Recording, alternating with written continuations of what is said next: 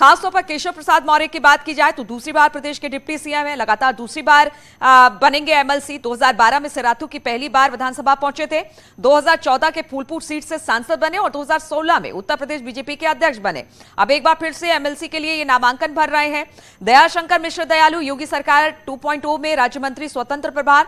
2005 में कांग्रेस से राजनीति की शुरुआत की, 2007-12 में कांग्रेस चुनाव लड़े और हार गए। 2014 में अमित शाह ने बीजेपी में उन्हें शामिल करवाया और इस वक्त अब वो बीजेपी में है। नरेंद्र कश्यप की बात की जाए तो योगी सरकार 2.0 में राज्य मंत्री हैं, स्वतंत्र प्रभार। बीएसपी से राजनीति की शुरुआत कर चुके हैं, बीएसपी से 2 बार एमएलसी और राज्यसभा सांसद भी रहे हैं। 2017 चुनाव से पहले बीजेपी में शामिल हुए थे। 2021 में बीजेपी के प्रदेश ओबीसी मोर्चा के अध्यक्ष भी बने। वहीं अगर जसवंत सैनी की बात की जाए तो योगी सरकार 2.0 में राज्य मंत्री हैं, उत्तर प्रदेश पिछड़ा वर्ग आयोग के अध्यक्ष रहे हैं। 1989 में संघ से जुड़कर काम शुरू किया और 2009 में पहली बार लोकसभा चुनाव लड़े, हार गए।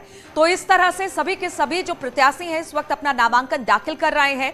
शबाब भी हमारे साथ लगातार जुड़े हुए हैं। शबाब, जिस तरह से बात हो रही थी कि बीजेपी की जो तस्वीर सामने आती है, देखिए चुनाव दर चुनाव बीजेपी हमेशा तैयार रहती है। उनका कहना है कि हम हमेशा चुनावी मोड में रहते हैं, चाहे बड़े चुनाव हो, छोटे चुनाव हो, और जो भी उम्मीदवार बनाए जाते हैं बिना किसी अंतर कलह के, बिना किसी रोक टोक के, वो बिल्कुल जो भी उनको जिम्मेदारी मिलती है सही तरीके से निभाते हैं। जो भी उम्मीदवारी चुनी जाती है उनको सही तरह से सभी लेते हैं। लेकिन अगर समाजवादी कुनबे की बात की जाए तो हमने देखा कि चुनाव हारने के बाद एक के बाद 2 राज्यसभा के लिए और एमएलसी के लिए जब हुए तो कला शुरू हो गई। यही छोटी छोटी कला आने वाले बड़े चुनाव के लिए एक कह सकते हैं कि एसपी के लिए बड़ा परेशानी का सबब बन सकती है 2024 के लिए। बिल्कुल, देखिए इस बात में कोई दो राय नहीं। समाजवादी पार्टी के सुप्रीमो अखिलेश यादव को बहुत सारी कठिनाइयों का सामना आने वाले दिनों में करना पड़ेगा, क्योंकि ये राह उनके लिए आसान नहीं है। ये जो नॉमिनेशन हो रहे हैं 13 सीटों के, अगर जातीय समीकरण को आप नीलू समझेंगी तो भी आप ये जानेंगी कि हर राजनीतिक पार्टी ने इस पर पूरा जोर दिया है। दोनों ही दलों की ओर से जो घोषित किए गए हैं प्रत्याशी, उनमें जातीय समीकरणों के साथ निष्ठा जो है उनकी पार्टी में, उस पर ध्यान दिया गया है। भाजपा की आप बात कीजिए, ओबीसी दलित समीकरण पर भरोसा जताया तो समाजवादी पार्टी ने ओबीसी और मुस्लिम समाज के लोगों के समीकरण पे गणित बिठाई है। भाजपा ने 4 ओबीसी, 2 ब्राह्मण, 1 दलित, 1 मुस्लिम और 1 क्षत्रिय जाति के व्यक्ति को उम्मीदवार बनाया है। तो समाजवादी पार्टी ने 2 ओबीसी और 2 मुसलमानों को टिकट दिया है। अब ये जो 9 प्रत्याशी आज नामांकन कर रहे हैं, इनके अगर बैकग्राउंड की आप बात करें कि किस तरीके से वो पार्टी में लगातार एक्टिव हैं, तो उनमें सबसे पहले कौशाम्बी से डिप्टी सीएम केशव प्रसाद मौर्य हैं। मुरादाबाद से ताल्लुक रखने वाले पंचायती राज मंत्री चौधरी भूपेंद्र सिंह हैं। वाराणसी से आयुष राज्य मंत्री दयाशंकर मिश्र दयालु हैं। बनारस का वाराणसी से वो रहनुमाई करते हैं। शाहजहांपुर का से सहकारिता मंत्री स्वतंत्र प्रभार जेपीएस राठौर है। पिछड़ा वर्ग कल्याण राज्य मंत्री स्वतंत्र प्रभार नरेंद्र कश्यप है। सहारनपुर के संसदीय कार्य राज्य मंत्री जसवंत सैनी है। बलिया के रहने वाले अल्पसंख्यक कल्याण राज्य मंत्री दानिश आजाद अंसारी हैं और कन्नौज के पूर्व विधायक बनवारी लाल दोहरे हैं और भाजपा के लखनऊ महानगर अध्यक्ष मुकेश शर्मा प्रत्याशी हैं। यानी कि जो तालमेल बिठाया गया है नीलू, वो बहुत सोच समझ कर बिठाया गया है। प्रत्याशियों के चयन पर बहुत फोकस सभी राजनीतिक पार्टियों ने किया है। आप भाजपा के कन्नौज से जो पूर्व विधायक रहे हैं बनवारी लाल, इनको प्रत्याशी बनाया गया है। ये दलित कार्ड भाजपा का है जो सीधे तौर पर दिखता है। वहीं पार्टी में निष्ठावान कार्यकर्ता के तौर पर तरजीह देने के लिए मुकेश शर्मा को मौका दिया गया है। ये जो है सारी चीजें बताती हैं कि भारतीय जनता पार्टी ने चीजों को बहुत बारीकी से जो है वो देखा है। वहीं जो समाजवादी पार्टी ने 4 प्रत्याशियों का नामांकन कराया, आप अगर उनके बैकग्राउंड को देखिए तो स्वामी प्रसाद मौर्य, उनको सब जानते हैं, मुकुल यादव रहे, जासमीर अंसारी रहे और शहनवाज खान और शब्बू के नाम शामिल थे, जिनमें 2 मुसलमान हैं और 2 पिछड़े वर्ग के कैंडिडेट हैं जिनको नामांकन कराया। अब मुकुल यादव कौन थे? करहल से वो 4 बार के विधायक रहे और सोबरन यादव के वो बेटे हैं। ये भी एक बड़ा नाम रहा। शहनवाज खान शब्बू जो हैं वो सहारनपुर के हैं।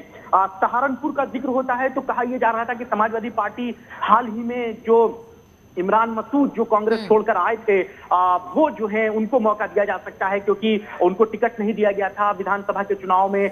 फिर उनसे ये कहा गया था कि सही समय आने पर आपको मौका दिया जाएगा, सही समय आने पर आपका पूरा ख्याल रखा जाएगा। इमरान मसूद इस बात को लेकर के थोड़ा शांत भी रहे और उन्होंने अपने इलाकों में बहुत मेहनत भी की। वहां से समाजवादी पार्टी के कई विधायक जीत कर भी आए। सहारनपुर देहात से आशु मलिक जीत कर आए और दूसरे तमाम कैंडिडेट जीत कर आए। तो ये इमरान मसूद के लिए बड़ा झटका है कि इमरान मसूद जिस उम्मीद में थे कि उनको कोई बड़ा मौका मिल सकता था, वो शायद उम्मीद में होंगे कि इस बार विधान परिषद के चुनाव में अखिलेश यादव उन्हें भेजेंगे, उनको वहां से मौका ना देकर के सहारनपुर से शहनवाज खान को मौका दिया गया। ये जो है वो अपने आप में बहुत बड़ा जो है वो झटका है। वहीं दूसरी तरफ हाल के दिनों में सीतापुर में जासमीर अंसारी जो थे वो कांग्रेस के नेता थे, सीतापुर से वो समाजवादी पार्टी में शामिल हुए, उससे पहले वो बसपा में थे, उनको जो है एमएलसी बना दिया गया। तो ये जो है अपने आप में बहुत ज्यादा सवालिया निशान समाजवादी पार्टी के प्रत्याशियों के चयन पर करता है कि कहीं ना कहीं सहारनपुर जैसी बेल्ट से जहां से इमरान मसूद जो है वो उम्मीद लगाए थे कि उन्हें टिकट मिलेगा, लेकिन उन्हें टिकट नहीं मिला, उन्हें प्रत्याशी नहीं बनाया गया।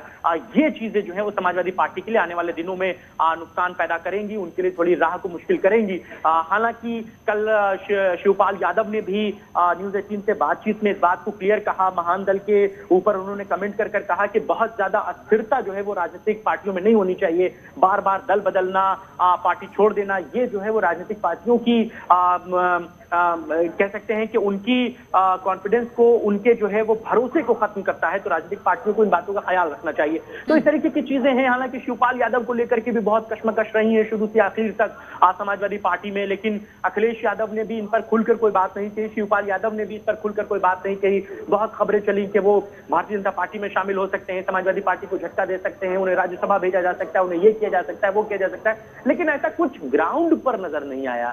यानी कि कहीं ना कहीं पॉलिटिकली हर राजनेता को सारी चीजें दिखती हैं, वो शायद इंतजार करते हैं कि जब तक सही मौका ना आए तब तक चीजों को बार्गेन ना किया जाए। क्योंकि अभी उत्तर प्रदेश में वही शबाब की राजनीति में संभावनाएं हमेशा से खुली रहनी चाहिए, और ये जो राजनेता हैं वो संभावनाओं को खुला भी छोड़ते हैं, इसलिए बहुत खुलकर बहुत सारी बातें नहीं की जाती है मंच पर। लेकिन अब कहीं ना कहीं जो एसपी में अंतरकलह है वो जरूर दिखने लगा है। ये आगे के लिए भी एसपी के लिए ठीक नहीं है। लेकिन जहां तक बीजेपी की बात की जाए, अनामिका भी हमारे